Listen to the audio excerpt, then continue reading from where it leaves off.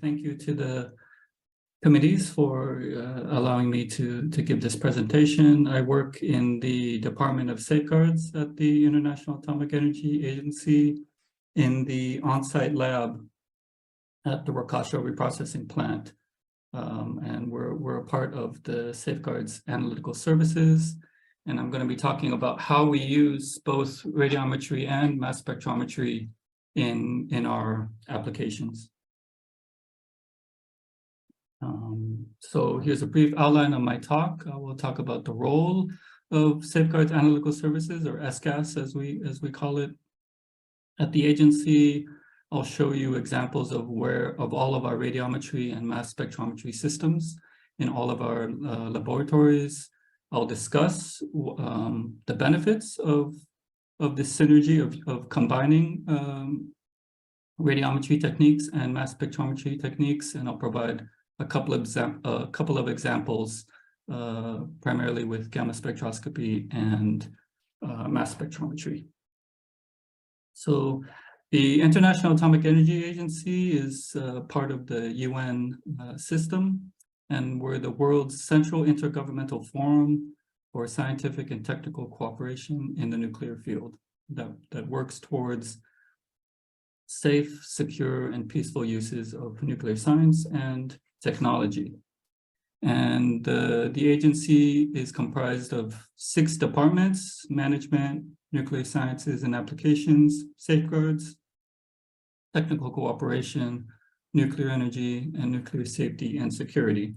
And as I mentioned, I'm part of the Department of Safeguards and its Office of Analytical Services, which is one of the 9 divisions or offices that comprise the Department of Safeguards, which are a set of technical measures, definition of safeguards, that is applied by the agency on nuclear material and activities, through which we independently verify that nuclear facilities around the world are not misused, and that the nuclear material that these facilities uses is not diverted from peaceful uses. So the 4 main divisions on the left are called the operation divisions. These are what you can think of as the inspector divisions. They're out in the field measuring samples with non-destructive, primarily non-destructive radiometric techniques, but they're also taking samples which are brought back to the SCAS labs for analysis. And there's other supporting divisions like technical services, information management, concepts and planning, and information and communication systems. So SCAS is responsible for the analysis of these nuclear material samples, mainly for material balance evaluation, that no material is diverted from what was declared by a member state, and also environmental samples taken by safeguards inspectors. And these are primarily split into our two domain sections: the nuclear material lab section and the environmental sample lab section. There's a 3rd section of our office that is responsible for coordination and support of all of our laboratory activities, as well as sample shipment, logistics, and preparing sample kits and quality control materials.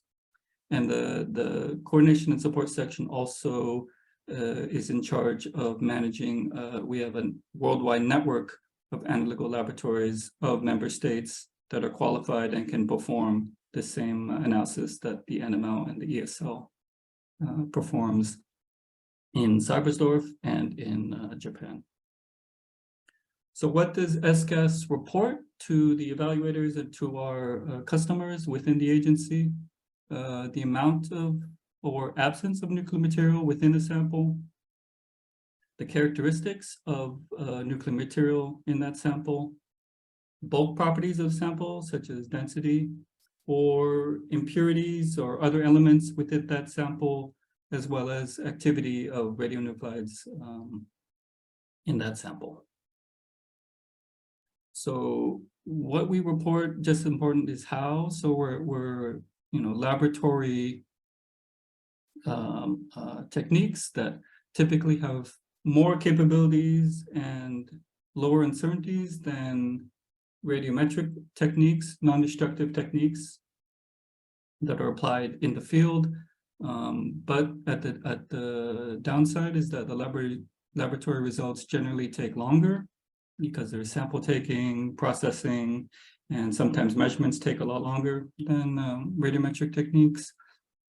And they also require more resources to achieve and sustain this high performance. So SGAS takes the approach of not just using always destructive techniques or the fastest NDA techniques, but we use the most fit for purpose technique that optimizes both performance, cost, effort, and time it takes to analyze a particular sample. So here's just an overview of all of the radiometry systems that we have in our labs, in the nuclear material lab, the on-site lab in Japan, and in the environmental sample lab. Primarily, they're germanium detector systems for gamma spectroscopy. We also have alpha spectrometers, and neutron counters, scintillation detectors, and also active systems like X-ray fluorescence and hybrid KH densitometry systems. Here's kind of a snapshot of all those mass spectrometry systems we have in our laboratory. Primarily multi-collector thermal ionization mass spectrometers, ICP-MS, inductively coupled plasma mass spectrometers, and secondary ion mass spectrometers in a large geometry configuration for particle analysis. But most of the rest of the systems are dealing with analysis of the entirety of the sample taken by the inspectors. So when you combine different techniques on a particular sample, you can save a lot of time because if you screen a sample very quickly with radiometry, that can give you information to actually perform your destructive analysis or your mass spectroscopic analysis. If you have to do dilutions or other chemical preparations, you can save time by quickly locating areas of interest. As I show on the right, there's a photograph of an environmental sample, swipe sample taken, and then on the right-hand side, you have an XRF distribution map of the uranium present that's on that swipe. Also, radiometry provides backup results for non-destructive methods, gives more confidence in the results when you have more than one technique, giving you the same answer within the uncertainty of each technique. And also, IDMS, isotope dilution mass spectrometry, provides low uncertainty, high performance reference values for all of the calibration samples and quality control samples that the radiometric methods use, and even other destructive analysis methods like spectrophotometry. So here are also some examples that SGAS uses the combination of radiometry and mass spectrometry that adds capability. It either reduces our effort or it shortens the analysis time. Examples like getting curium analysis or using X-ray fluorescence to analyze problematic elements that the mass spectrometry has a difficult time in measuring. Filtered samples, a lot of radioisotopes in samples. It's much easier to use high resolution gamma spectroscopy when most of our mass spectrometers are tailored and designed for measuring uranium and plutonium. The classic example is the alpha spectrometry for plutonium-238 when it's applied in IDMS when there's large components of uranium or potentially even americium, even after chemical separation. But the two examples that I'm going to talk about are at the bottom, where we use gamma spectroscopy in IDMS, and also Tim's measurements, mass spectrometry in the reverse in high resolution gamma spectroscopy. So in the on-site lab for plutonium, when we measure, when we use the IDMS technique, we've kind of developed or noticed that the uncertainty or the sensitivity to the 238, 239 ratio and the 241 to 239 ratio are actually quite large, 5% and 2% respectively, that correspond to a 0.1% measurement for the plutonium assay in IDMS. So we can actually save time. We don't have to even perform any chemical separation, and we get the 238 to 239 ratio and the 241 to 239 ratio from the gamma spec.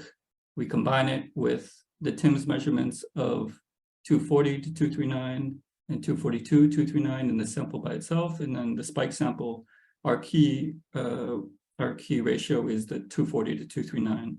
So we can save a few days in our laboratory by not even performing chemical separation. This produces less waste, but more importantly, there's no loss in the accuracy of the technique.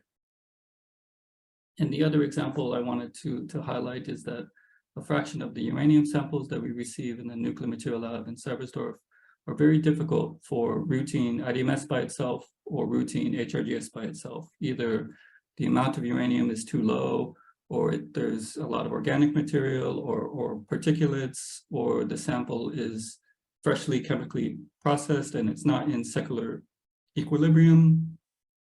And so we've come up with a technique to use the isotope ratio from TIMS to get the 235 to the total uranium ratio. And then we use high resolution gamma spectroscopy to quantify the 235 mass to get a total uranium mass fraction or concentration in the sample. And that saves a lot of time. We don't have to do quantitative chemical preparations, any pre-concentration or filtering, or even spiking. So the few percent uncertainty that the gamma spec measurement provides is fit for purpose for these types of samples.